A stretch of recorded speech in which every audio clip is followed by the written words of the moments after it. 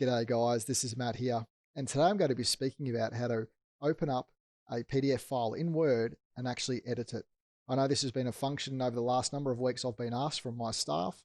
How do I do this to help my students and change things for my students in this pandemic for remote learning? So what you see here is a Microsoft form, and this is the form I used in my last video to be able to print a form. And as you can see here, the form is here with a number of questions. So what I'm going to do now is actually open up this form in Microsoft Word. So what we need to do first is we open up Word. And what we can do now is we can move this across here. And a cool part of this, you can actually click and drag the PDF straight into Word. It's going to prompt us now to say, hey, Word's going to convert the PDF to an editable Word document. It can take a while. If there's graphics, they'll be optimized. Let's see how we go. And we just click OK.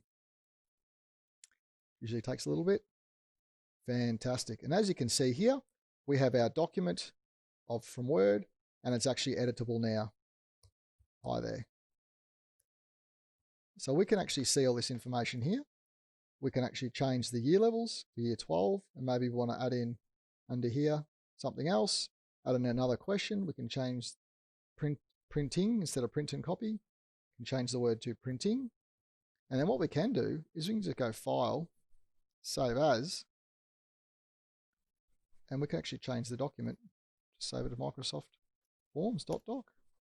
And there you go. And that's a document saved from a PDF opened in Word, editable and changed. Hey guys, thanks so much for watching. I really appreciate it. Have a fantastic day, and I'll see you in the next video.